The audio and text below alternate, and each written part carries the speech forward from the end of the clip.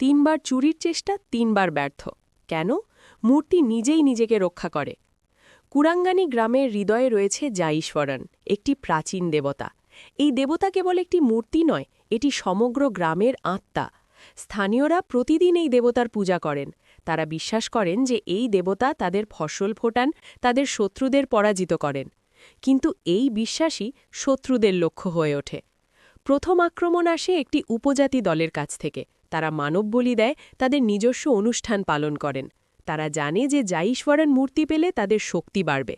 তারা রাতের বেলা গ্রামে ঢুকে মূর্তি চুরি করার চেষ্টা করে, কিন্তু জাইশ্বরনের অভিশাপ কাজ করে। মূর্তি নিজেকে রক্ষা করে। উপজাতীয়রা পরাজিত হয়ে পালায়।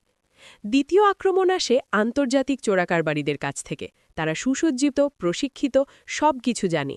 তারা আধুনিক অস্ত্র নিয়ে আসে, কিন্তু সেঙ্গুত্থবান এবং সেনা তাদের পথ রোধ করে।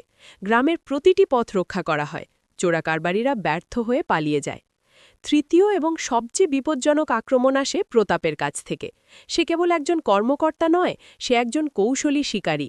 সে গ্রামে আটকে যায়, সে স্থানীয়দের ভয় দেখায়, সে আইনের ভয় দেখায়, কিন্তু সেঙ্গুত্থুবান দাঁড়িয়ে থাকে।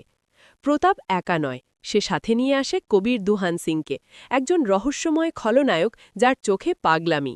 কবির দুহান সিং মূর্তিকে কেবল সম্পদ হিসেবে দেখে না, সেইটিকে শক্তি হিসেবে দেখে।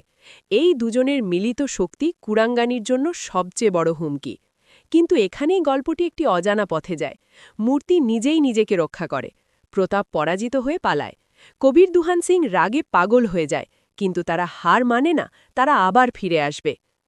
পরের পার্টের সবচেয়ে দুঃখজনক ঘটনা, সেনা হাতি কীভাবে সেঙ্গুত্থুবানের জীবন বদলে দেয় সেটা জানতে চ্যানেল সাবস্ক্রাইব করুন। এই ভিডিওটি লাইক করুন এবং শেয়ার করুন আপনার বন্ধুদের সাথে।